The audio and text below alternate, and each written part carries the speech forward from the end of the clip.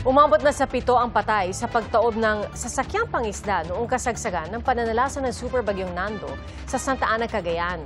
At sa Mangaldan, Pangasinan, idinadaing ng ilang residente ang mabagal na paghupa ng baha. Saksi, si Nico Wahe. Nagmistulang dagat ang kahabaan ng National Road sa barangay Manganbaka sa Subic, Zambales. Kasunod ng malakas na pag-ulan kaninang alas 4:30 ng hapon. Binahari ng health center ng barangay Naval 1 sa Mangaldan, Pangasinan. Iniakyat na sa ikalawang palapag ang supply ng mga gamot. 90% ng bahay dito lubog sa baha. Lalo dito sa school, barangay hall, pati yung barangay hall po ay pinasok ng tubig.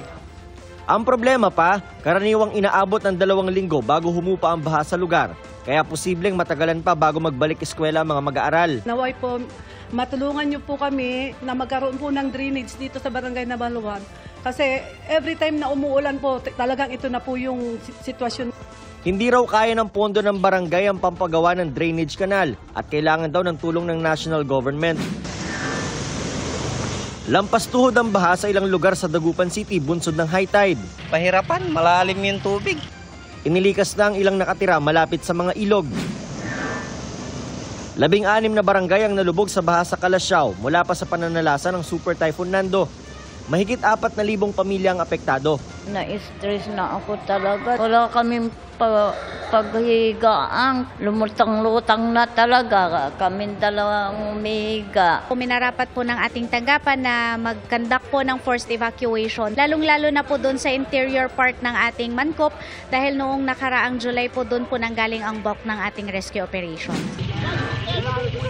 Sa Santa Ana, Cagayan, wala nang buhay ng matagpuan kaninang umaga. Ang 3 pang mangingisdang sakay ng tumaob na fishing vessel noong kasagsagan ng Super Typhoon Nando.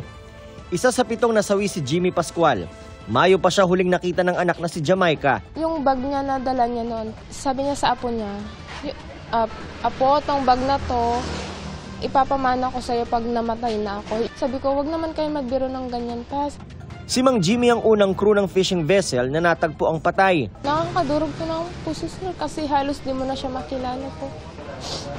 Para kung nasaan ka man ngayon, patawarin mo po sana kami sa lahat ng pagkukulang namin sa inyo.